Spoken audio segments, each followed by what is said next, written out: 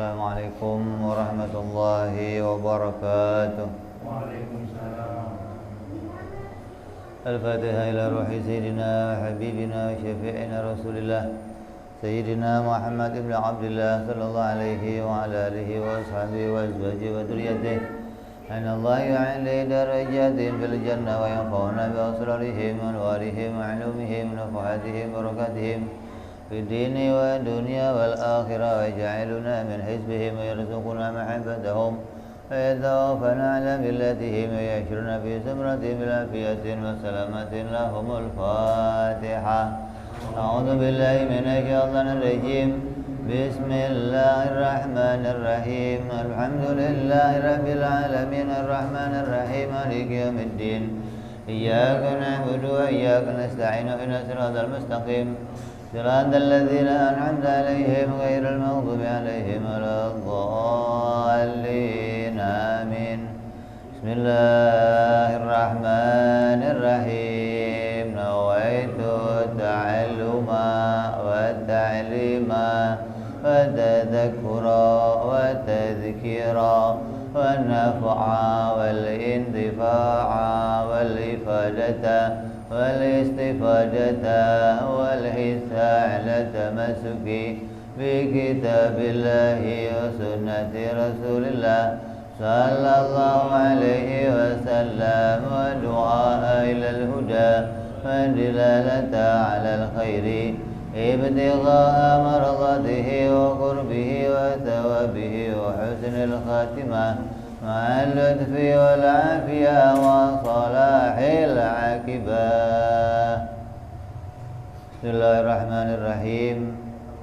الحمد لله رب العالمين وبه نستعين على أمور الدنيا والدين والصلاة والسلام على رسول الله سيدنا وحبيبنا وشفيعنا ومولانا محمد صلى الله عليه وعلى آله وصحبه أجمعين. أما بعد.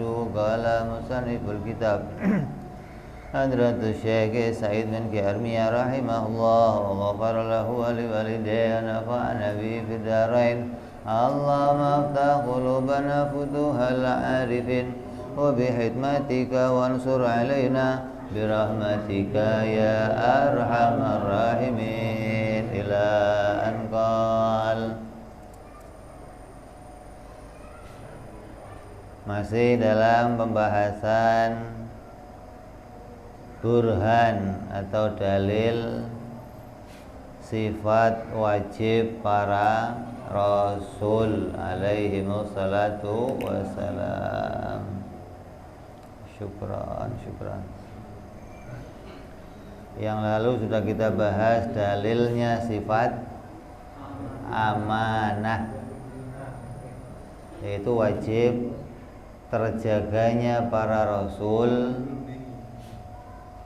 dari kesalahan, baik kesalahan yang besar yaitu haram ataupun kesalahan yang kecil yaitu makruh, hingga perkara yang rendah pun terjaga dari diri mereka, yaitu perkara-perkara yang tidak terhormat. Artinya perkara yang menyalahi kemuliaan itu pun dijaga dari diri mereka. Apabila nampak ini pemisalan andai, apabila tampak sepertinya mereka melakukan kemaksiatan, maka yang nampak itu harus ditakwil.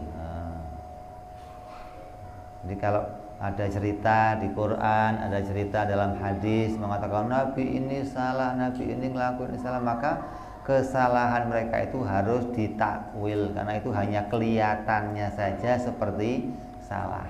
Contoh, Nabi kencing berdiri, hukumnya apa?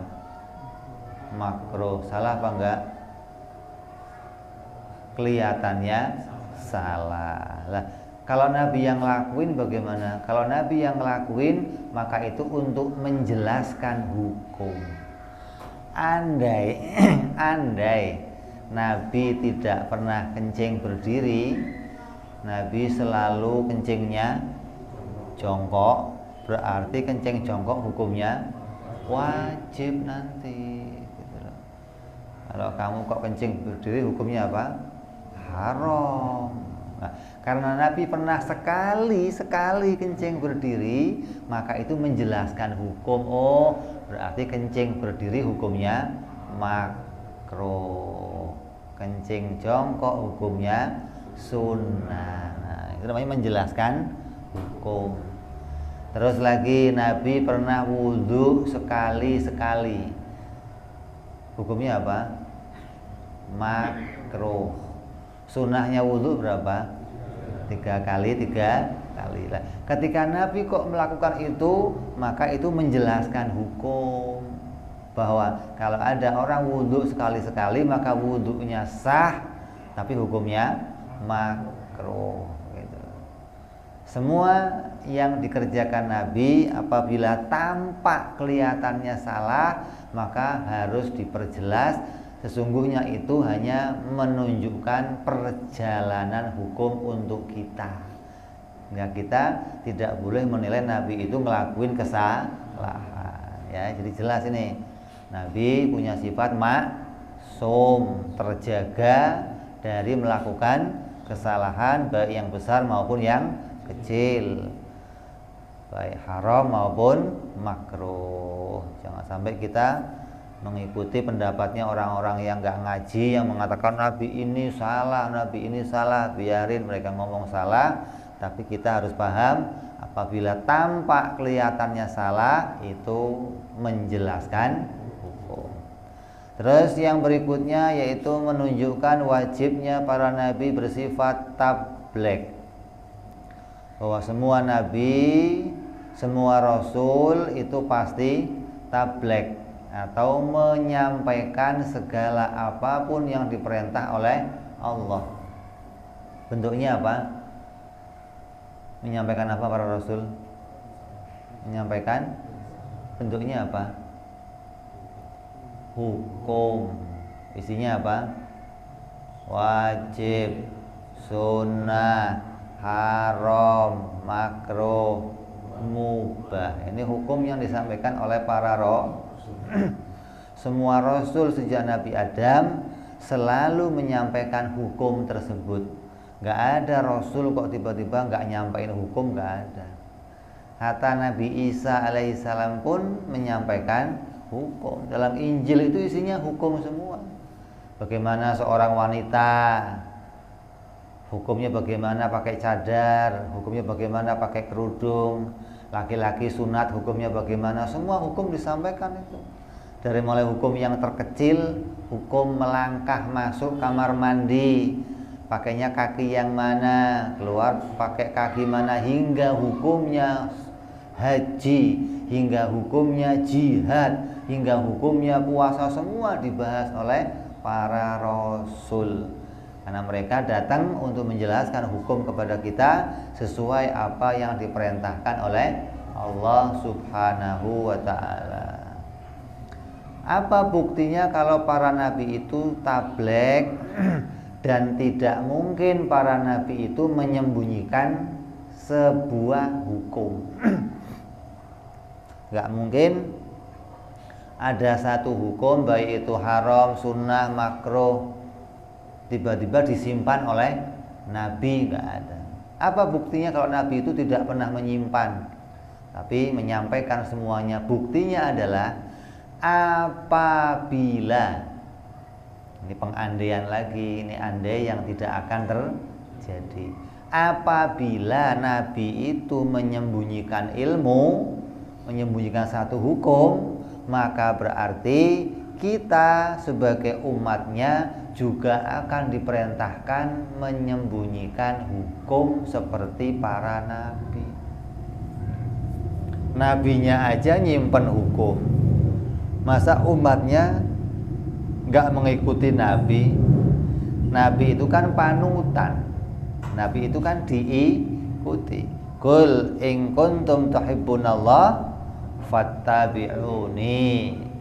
Apabila engkau mencintai Allah, maka ikutilah aku. Ini firman Allah yang disampaikan oleh Nabi, hingga apapun yang dikerjakan Nabi akan jadi panutan untuk kita.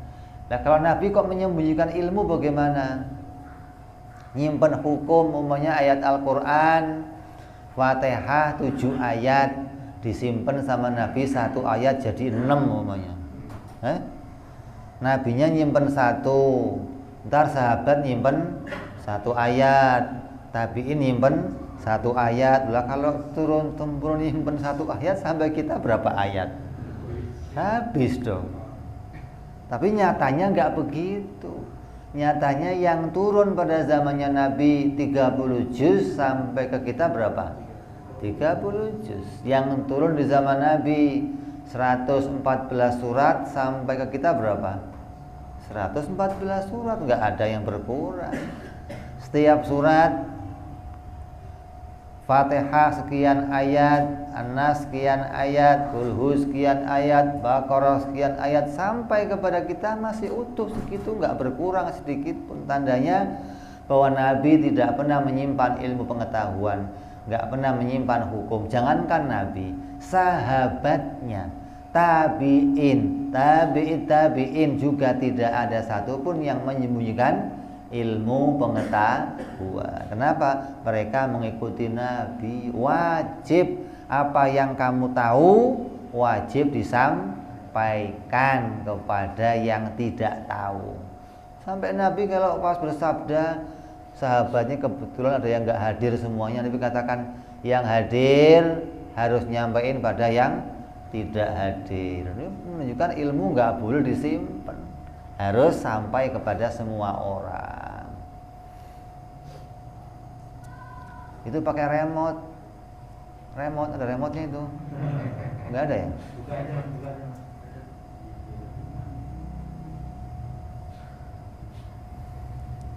Allah Subhanahu wa ta'ala berfirman dalam Al-Quran, ulaika yal'anuhumullahu wa yal'anuhumul la'inun. Wa Allah Subhanahu wa ta'ala melaknat, dan para malaikat pun melaknat. Bahkan seluruh isinya bumi ini melaknat siapapun yang menyembunyikan ilmu pengetahuan, yang menyembunyikan hukum. Sebaliknya, kalau ada satu orang menyampaikan hukum, ulama menyampaikan hukum, maka orang itu dipuji oleh semuanya. Bahkan seluruh hewan-hewan enggak di darat pun, di laut pun, semua mendoakan dia, memuji dia. Kenapa? Berkahnya dia, dunia menjadi sentosa, dunia menjadi aman, orang menjadi mukmin, punya pengetahuan, enggak maksiat kepada Allah. Ini faedahnya disampaikannya ilmu pengetahuan. Tapi sebaliknya, kalau ada orang yang nyimpen ilmu, maka dia akan dilaknat. Bahkan dikatakan, siapa orangnya yang tidak menyampaikan ilmu pengetahuan, maka dikatakan mu'adzabun qoblal ubadil watan. Dia akan diazab sebelum azabnya para penyembah berhala. Coba, ya? Penyembah berhala hukumnya apa sih? Kafir. Ada ulama nggak mau nyampein ilmu, maka akan diazab oleh Allah lebih dulu dari azabnya kepada para penyembah. Kenapa? Karena gara-gara dia nyimpen ilmu, banyak orang salah. Gara-gara dia nyimpen ilmu, banyak orang kafir, banyak orang keluar dari jalur. Makanya dia akan diazab duluan. Kalau ada orang kok berbuat salah, maka akan ditanya, waktu itu di samping kamu ada siapa? Oh, ada Kiai anu. Diem aja Pak Kiai. Oh, panggil sini. Waktu dia maksiat, kenapa kamu diem aja? Oh, kan masing-masing, ya Allah. Kampleng duluan kamu. Wah, ada orang maksiat, ada orang alim diem saja. Wah, ini yang berbahaya. Makanya tidak boleh Ada seorang pun yang melihat kemaksiatan, melihat kemungkaran, melihat kebodohan, kemudian dia hanya diem saja, maka dia akan diazab sebelum azabnya para penyembah berhala. Maka mana mungkin Nabi menyembunyikan ilmu pengetahuan. 24 jam Nabi non-stop menyampaikan pengetahuan kepada umat. Tidak pernah Nabi berhenti atau menyembunyikan satu pengetahuan kepada mereka.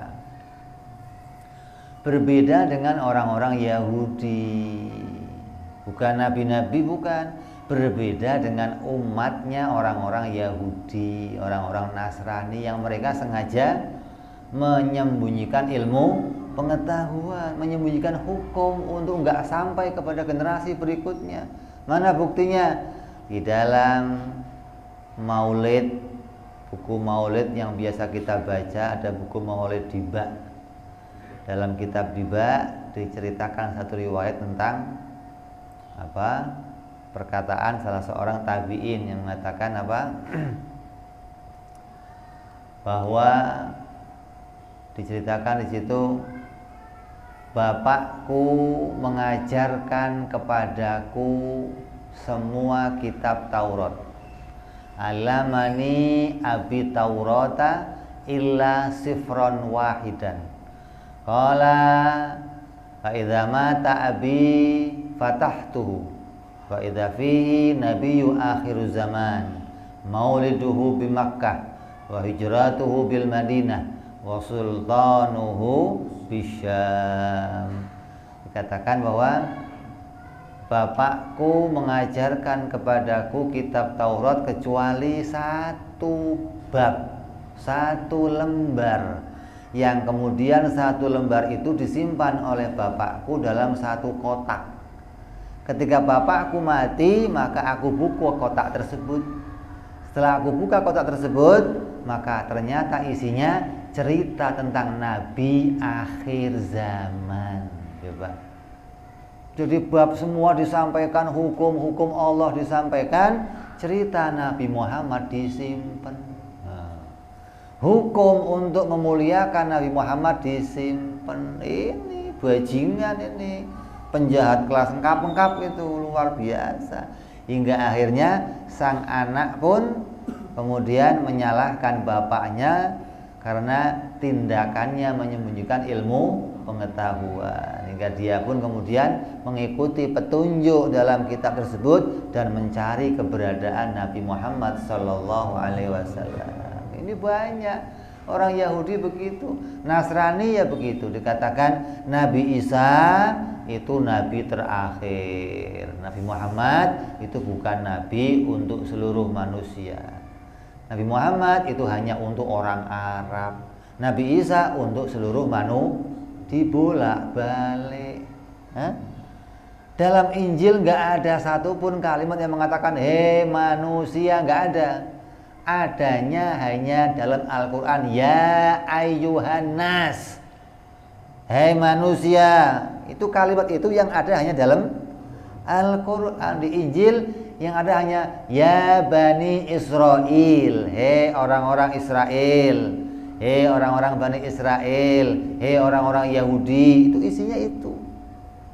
Gak ada Nabi Isa turun untuk semua manusia, gak ada. Tapi diputar balik fakta. Ini mereka lah orang-orang yang selalu menyembunyikan ilmu pengetahuan. Makanya 3 kitab suci itu turun kepada orang-orang Bani Israel. Zabur turun kepada Nabi Allah Dawud, Taurat turun sama Nabi Musa, Injil turun sama Nabi. Orang ini Bani Israel semua. Tapi ketiganya ini dirubah oleh mereka, disimpan oleh mereka sebagiannya, diganti oleh mereka sebagiannya, hingga yang terakhir tidak lagi diturunkan kepada mereka, tapi turun kepada Nabi yang berasal dari negeri Arab, yang mereka bukan Bani Israel. Maka orang-orang Bani Israel, khususnya orang-orang Yahudi, dendam kepada Nabi Muhammad Sallallahu Alaihi Wasallam, hingga sejak kecil beliau sudah diburu untuk dibunuh. Kenapa? Agar kemuliaan Bani Israel tidak hilang. Kalau sampai Nabi terakhir lengser dari orang Bani Israel, maka kemuliaan Bani Israel akan hilang. Maka mereka takut hingga Nabi diburu agar Nabi tidak menjadi Nabi yang terakhir, tapi Nabi Isa menjadi Nabi yang terakhir. Kesalahan orang Yahudi, dia menyembah Allah sudah benar. Salah satu kesalahannya apa? Menolak Nabi Isa. Sampai sekarang orang Yahudi tidak mengakui Nabi Isa sebagai seorang nabi. Kenapa? Kata orang Yahudi, mana ada nabi lahir dari anak zina? Enggak ada. Siti Maryam dianggap berzina hingga melahirkan Nabi Isa. Hingga orang Yahudi nggak mau menerima Nabi Isa, nggak mau. Mereka bertahan sama Taurat, tidak mau ganti kepada Injil. Makanya ada perjanjian lama, ada perjanjian baru. Maka mereka nggak mau berganti pada perjanjian baru, nggak mau. Mereka bertahan pada kitab lamanya, kitab Taurat. Orang Nasrani menerima semua nabi-nabinya orang Yahudi. Orang Yahudi menolak satu nabi, yaitu Nabi Isa. Lah, kesalahan Nasrani apa? Kesalahan orang Nasrani menolak Nabi Muhammad sallallahu alaihi wasallam. Hanya umat Islamlah yang menerima semua nabi-nabi. Nabi Isa diterima, Nabi Musa diterima, Nabi Dawud diterima. Semua nabi diterima oleh umat Islam. Kenapa? Tidak ada satupun yang disembunyikan oleh Nabi Muhammad sallallahu alaihi wasallam. Kalau Nabi ngomong bagaimana? Nabi Isa itu bukan nabi, Nabi Musa bukan nabi. Kan kita bermusuhan terus sama mereka. Tapi enggak pernah.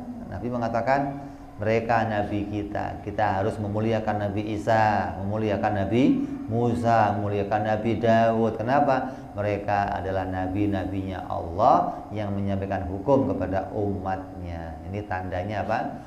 Nabi Muhammad SAW adalah orang, dan nabi-nabi seluruhnya semuanya menyampaikan hukum yang isinya tentang wajib, haram, sunnah, makruh, dan mubah.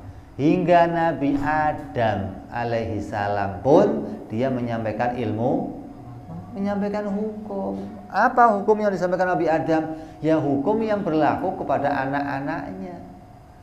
Andai Nabi Adam itu enggak menyampaikan hukum, maka Gobil dan Habil enggak salah. Cerita Gobil Habil kapan itu? Ceritanya zaman kapan?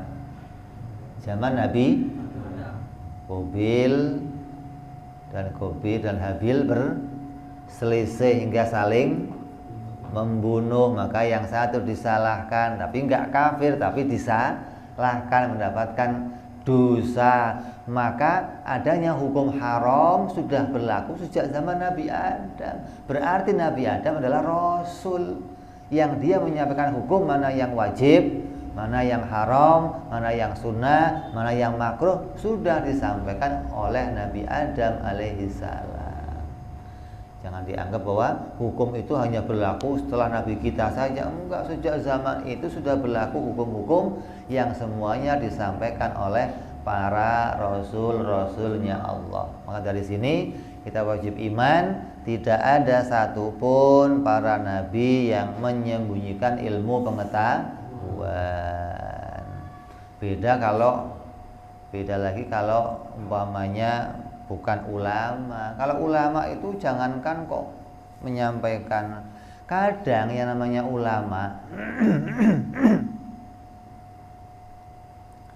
guru sama murid kadang pinter muridnya. Ulama begitu.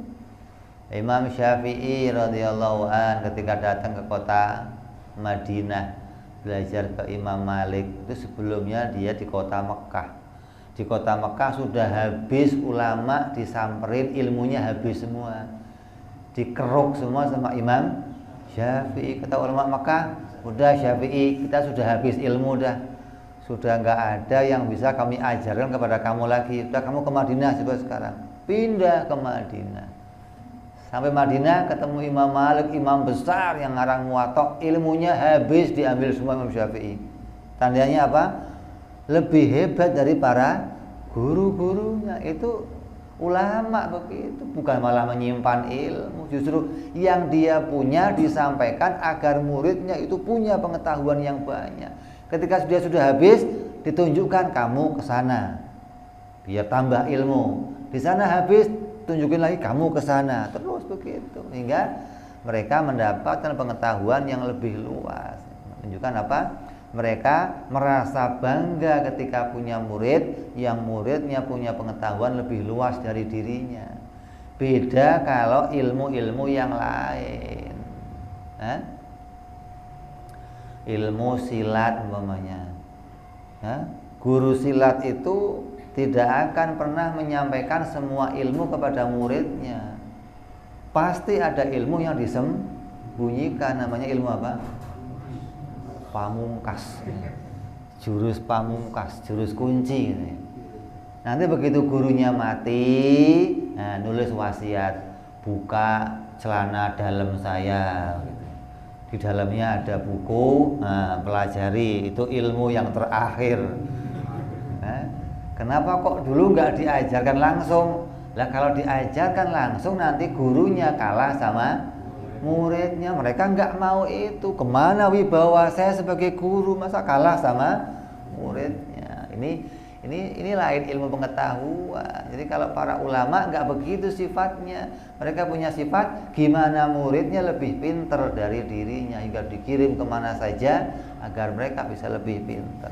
Ini bentuk jangankan para nabi, para sahabatnya, para tabi'in, para ulama sampai sekarang mereka tidak ada yang menyembunyikan ilmu pengetahuan. Makanya kalau ada di daerah kita ada orang yang sudah nyampein ilmu pengetahuan, maka itu sudah menggugurkan kewajiban.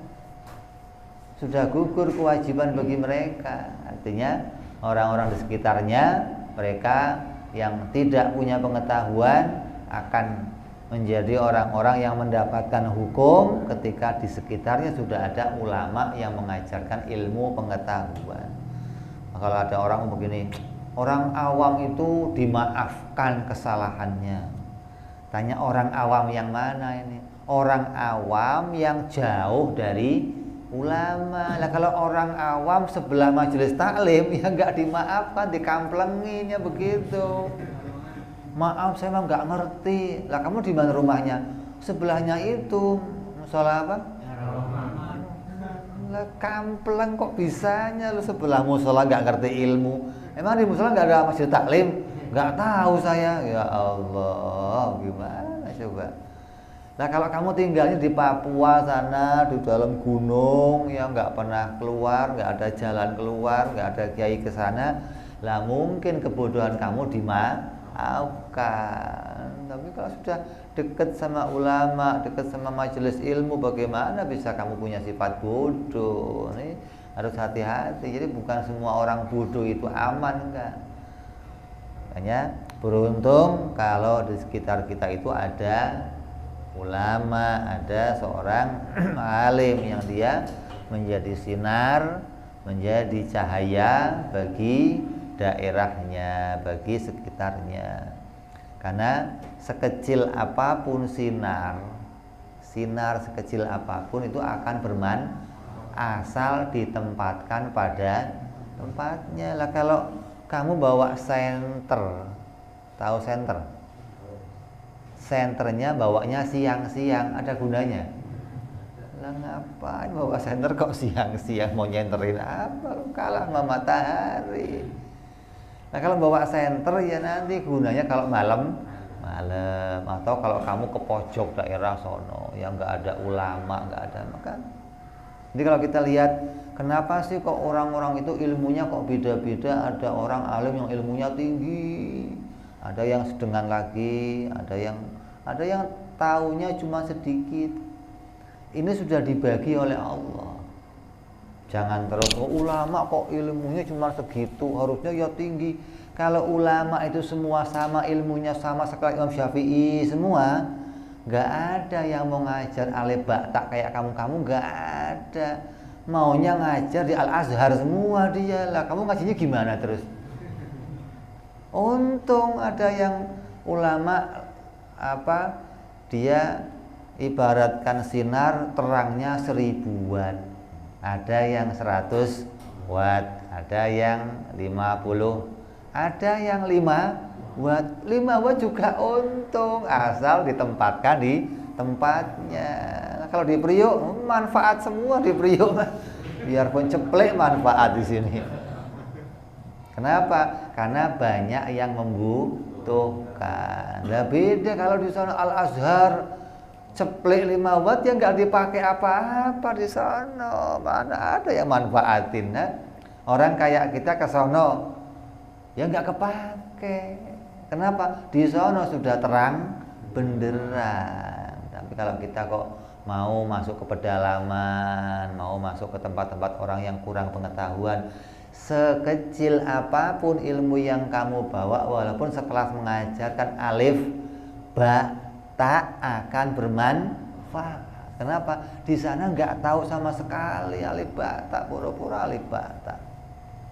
Jadi ilmu ini harus disampaikan semampunya dan sesuai pada kadarnya. Jangan sampai ulama masing-masing menyembunyikan ilmu pengetahuan. Maka di akhir zaman, kata Al-Habib Abdullah bin Al-Haddad radhiyallahu an, akan sedikit sekali orang-orang yang mendatangi majelis taklim.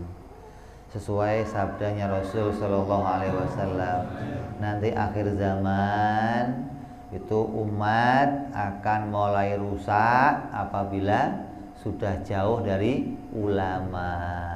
Artinya apa? Mereka sudah nggak mau lagi hadir ke majelis taklim, mereka nggak mau kumpul sama ulama, nggak ngerti hukum, nggak ngerti aturan, maka mulailah umat akan rusak. Nah, kata beliau, umpama kamu mendapati zaman itu di mana orang-orang sudah nggak mau mendatangi para ulama, terus gimana sikapnya? Sikapnya ulama yang mendatangi mereka gitu. Jangan jual mahal semua, ulamanya jual mahal, yang mau ngaji juga jual mahal. Saya mau orang ngaji ke sana jauh, kalau mau ustadznya kemarilah.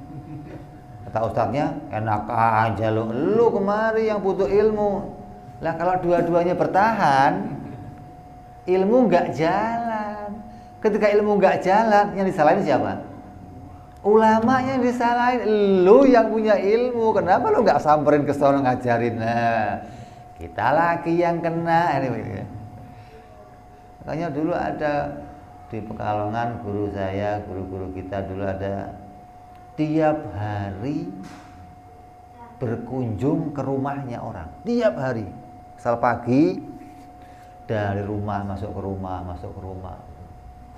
Kenapa? Mau nyampein ilmu. Karena majelis taklimnya sudah nggak ada dihadiri oleh orang-orang, maka dia merelakan dirinya untuk masuk ke rumah-rumah. Apa fungsinya? Agar ilmu tetap bisa disampaikan. Gitu. Makanya ada orang-orang yang berjuang demikian. Makanya saya kalau gambarin dulu ulama itu disamperin. Kenapa? Karena ulamanya itu kayak sumur. Kalau sumur itu mendatangi gayung apa timba datangin sumur? Hah? Timba datangin, kan nggak mungkin sumur datangin timba ya. Kalau sekarang, hah? Sekarang tetap aja kalau sumur nggak bisa datengin timba, nggak bisa. Sekarang adanya teko, datengin gelas, hah? Bukan gelas datengin, ya bukan ya. Tapi teko datengin Kenapa kok teko? Ilmunya sudah kurang, nggak kayak dulu. Dulu betul-betul sumur, kamu tanya apa saja dia ngerti. Ilmunya diambil tambah banyak, diambil tambah banyak. Kalau sekarang teko, ente ambil habis, yang ngaji dikit, waduh. Hah? Makanya kalau teko gampang dibawa kemana-mana, cur sana gampang. Kalau sumur, nggak bisa. Makanya ada wali-wali yang di wilayah, orang-orang yang tokoh di wilayah yang dia nggak kemana-mana, memang kita harus samperin dia ke sana. Ada tokoh-tokoh yang seperti itu. Ada yang mereka tugasnya keliling, ngajak orang, dongkrak orang, narik orang biar mereka mau selamat, mereka bisa punya pemahaman. Ini tugasnya harus demikian. Mau nggak mau ulama yang harus ngalah mendatangi mereka. Ini bukan ulama kok jual murah, datang ke sono, datang ke sini. Apalagi yang ngomong itu dari Yaman jalan-jalan ke sini ngapain sih? Mana di sana nggak ada kerjaan. Ini otaknya kadang suka cuil begitu loh. Hah? Kalau bukan tugasnya dia untuk nyampein ilmu, dia nggak akan kemana-mana. Hanya karena sesuai dengan akhir zaman, keadaannya orang sudah tambah cinta sama dunia, yang dipikiri hari-hari dunia, yang dibanggakan oleh dirinya hanya dunia. Kalau saya punya dunia akan bangga, kalau saya punya kerjaan yang akan bangga, kalau saya punya jabatan akan bangga. Mereka sudah tidak lagi bangga kepada nilai akhirat. Kalau saya bisa baca kitab kuning, saya akan bangga. Kalau saya tiap malam bisa tahajud, saya akan bangga. Kalau saya sehari bisa zikir 1000 kali, saya akan bangga. Sudah nggak punya itu, nggak punya. Kalau saya bisa kumpul di majelis taklim, saya akan bangga. Kalau saya bisa deket sama alim itu, saya akan bangga. Nggak ada sekarang begitu. Sudah berkurang kebanggaan yang seperti itu. Sama aja kayak begini, kamu sudah nggak pernah merasa bangga kalau kamu pakai pakaian jubah, pakai top, pakai sorban, udeng-udeng jalan, bangga kamu kira-kira? Apa malu?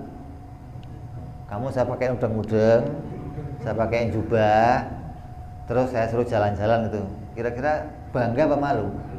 Loh kan, malu, ya kan? Padahal itu pakaian Islam. Hah? Kalau kamu saya pakaiin sepatu, jas, dasi, jalan-jalan bangga? Aduh.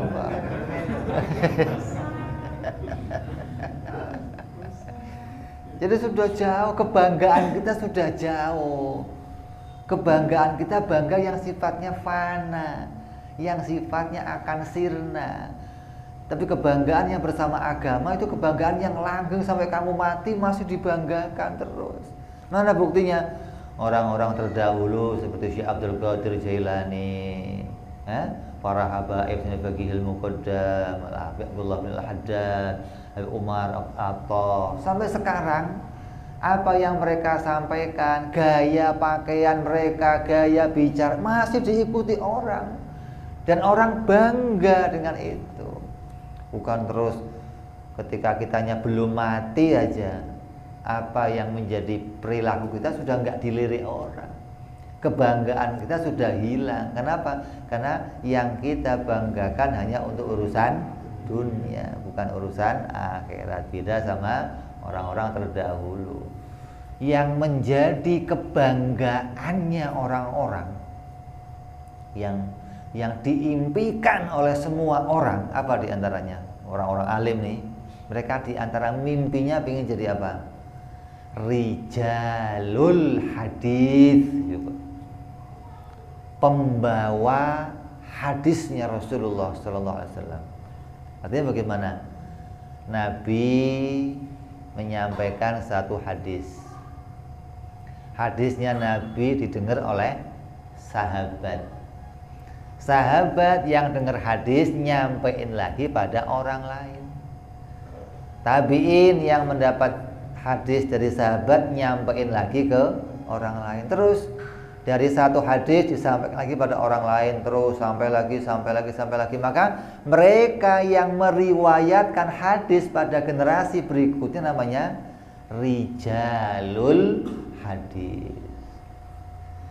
Contoh, hadatsani telah menceritakan kepadaku abi, bapakku.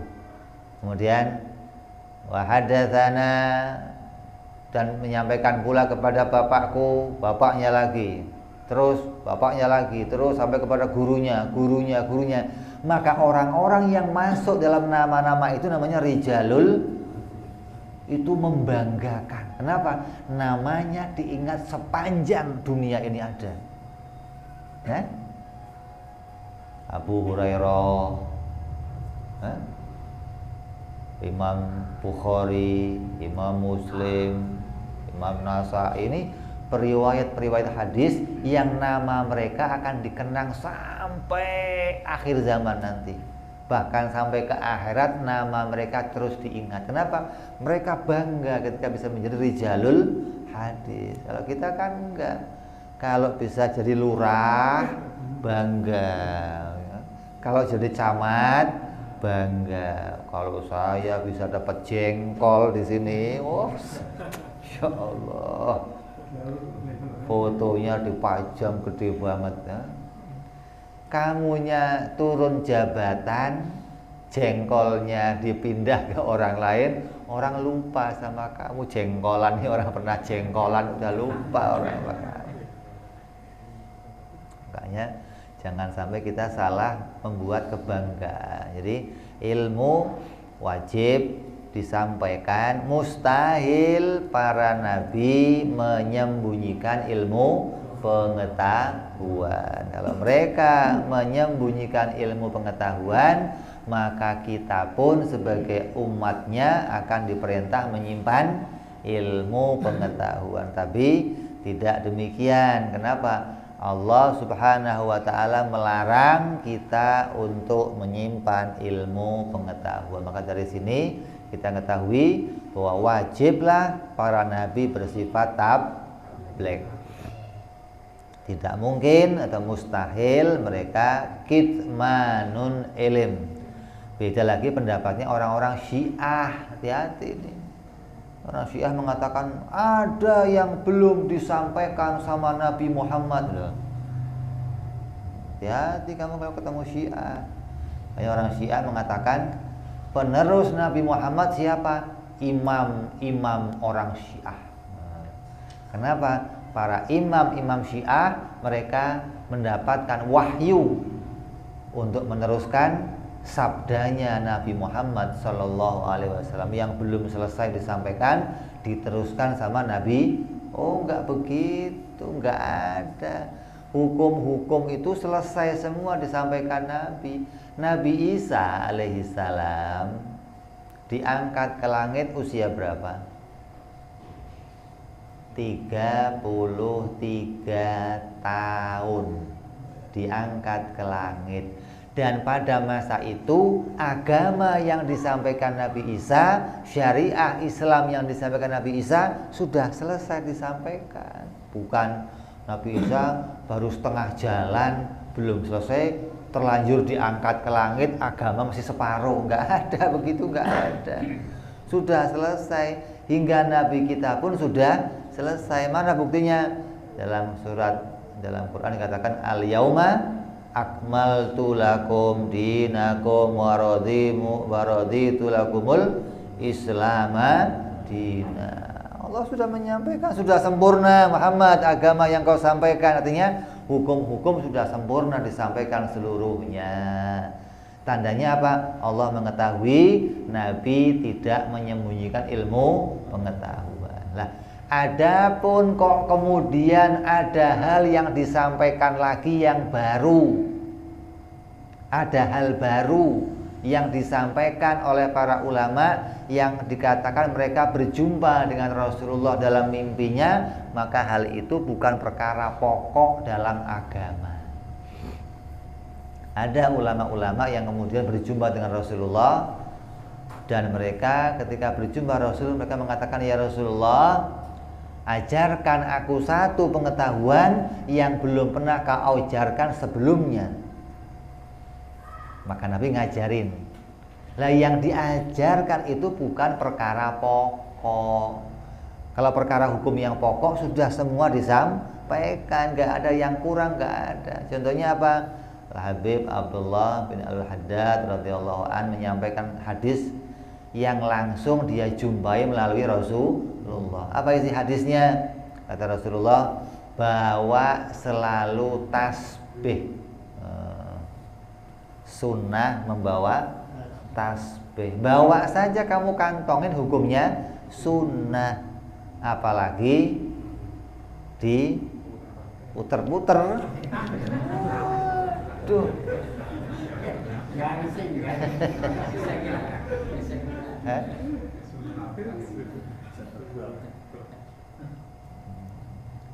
Jadi orang yang bawa tasbih senantiasa mendapatkan hukumnya orang yang berzikir, pahalanya orang yang bawa alat untuk berzikir juga.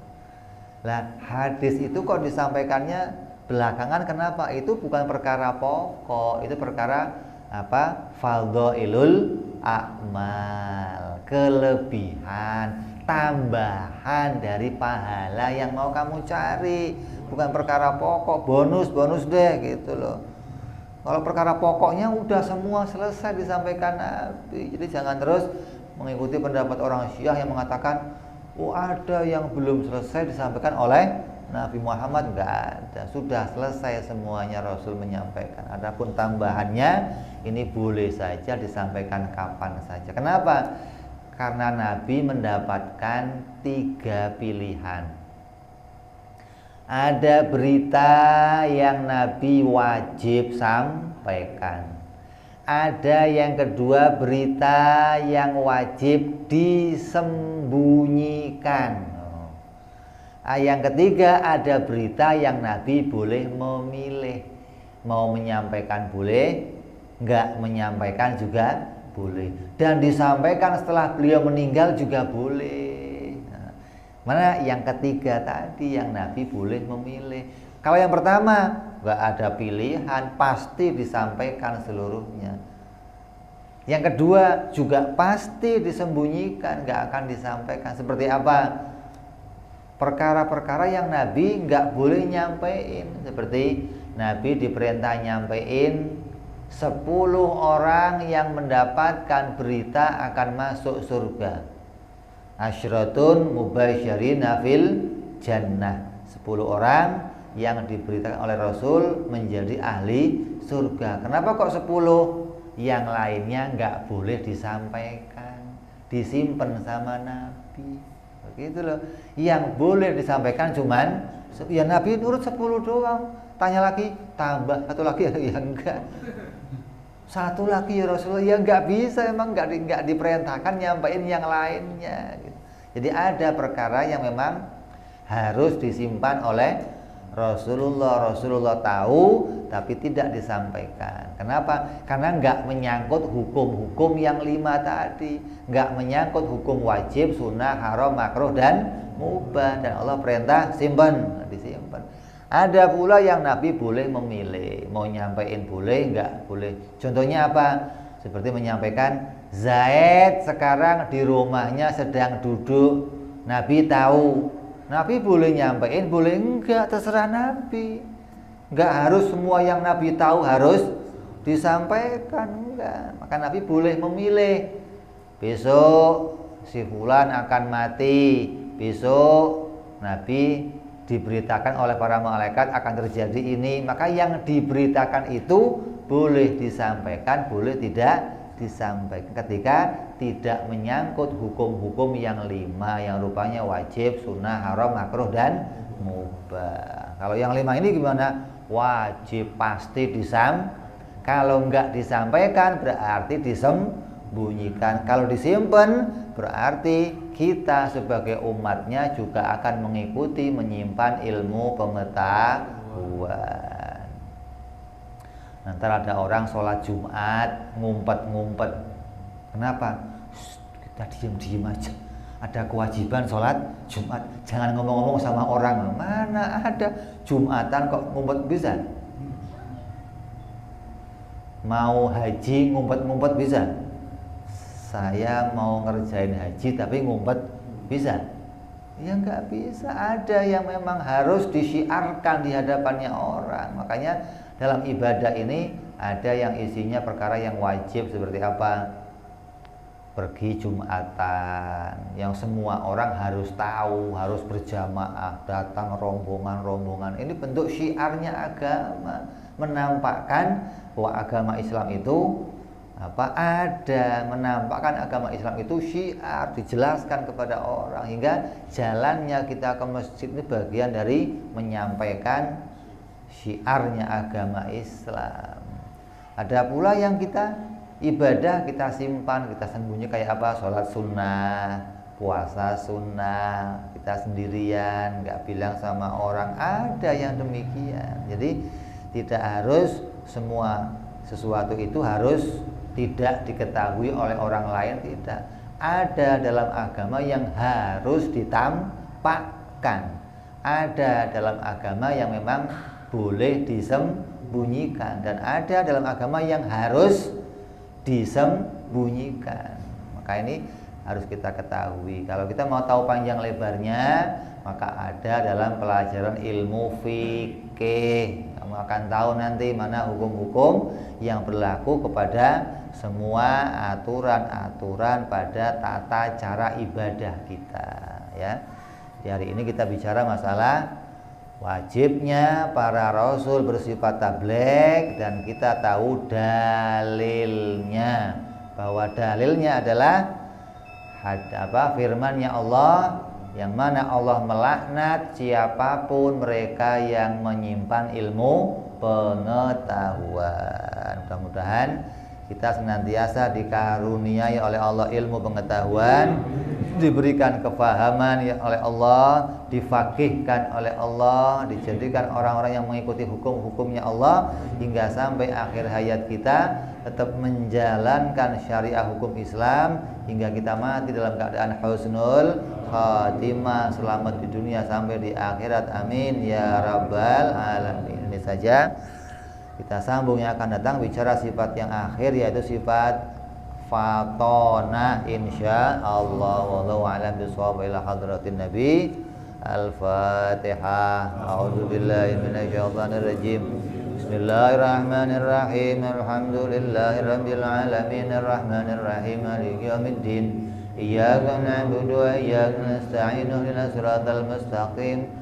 صراط الذين أنعمت عليهم غير المغضوب عليهم ولا الضالين آمين يا ربنا اعترفنا بأننا اقترفنا وأننا أسرفنا على الله إشرافنا فتوب علينا توبة تغسل كل حوبة واستر لنا عوراتي وآمن روآتي واغفر لوالدينا ربي ومولودينا والآل والإخوان وسائر الهلان وكل ذي محبة أو جيرة أو صحبة والمسلمين أجمع آمين ربي اسمع فضلا لا باكتساب منا بالمصطفى رسولي نضى بكل سولي صلى وسلم ربي عليه عند الحب وآله وصحبه عدد طاس صحبي والحمد لله بالبدء والتناهي سبحان ربك رب العزة عما يصفون وسلام على المرسلين والحمد لله رب العالمين. Assalamualaikum warahmatullahi wabarakatuh.